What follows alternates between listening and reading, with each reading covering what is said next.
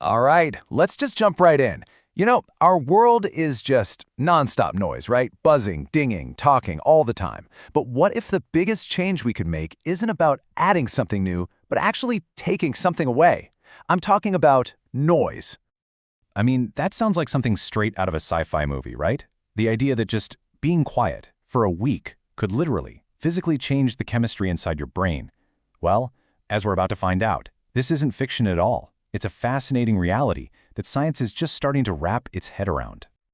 And it turns out we are craving this quiet. Get this, a recent survey found that 57%, that's more than half of US travelers, are actually looking to go on quiet or silent retreats. So there's this huge collective desire to just unplug.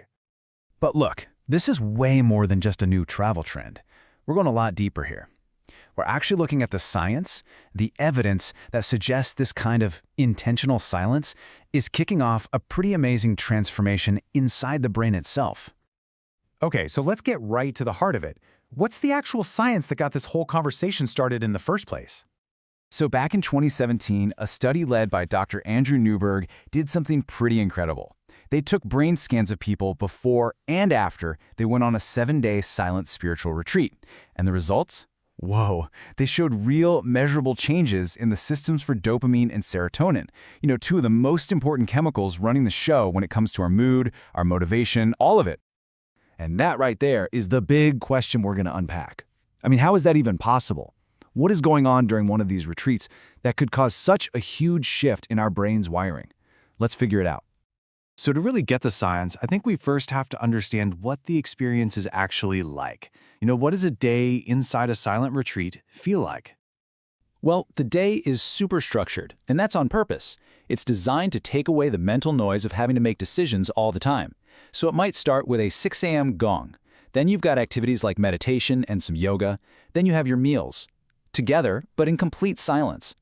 And there are even periods of selfless service, they call it seva, like maybe helping out in the kitchen. And the day usually wraps up with talks from teachers. And this quote really nails a key part of the experience, the relief that comes from all that structure. As journalist Nora Walsh put it, it's a blissfully free feeling. And this is so important because without that constant mental load of, okay, what do I do next? Your brain finally gets a chance to just be. It's like this quieting of the mental chatter is what sets the stage for those deeper biological changes we're talking about. All right, so we've got a sense of the experience. Now, let's plug that back into the biology. How does this whole setup, the structure, the silence, actually unlock those changes in our brain? Okay, a quick primer on our two main characters here. First up, you've got dopamine. You probably know it as the reward molecule. It's all about motivation, drive, feeling good. And then there's serotonin, which is kind of like our mood stabilizer. It helps keep our basic emotional state on an even keel. Both of them are just absolutely essential for how we feel and function. And this picture just says it all, doesn't it? These are actual brain scans from that study we mentioned. So on the left, you see a brain before the retreat. All that bright red and orange shows a ton of activity. And then on the right, after 7 days of silence, you can literally see the difference. It's a real physical change. So let's put some numbers to that. The study found, on average, an 8% drop in dopamine transporter binding and a 6.5% drop in serotonin transporter binding.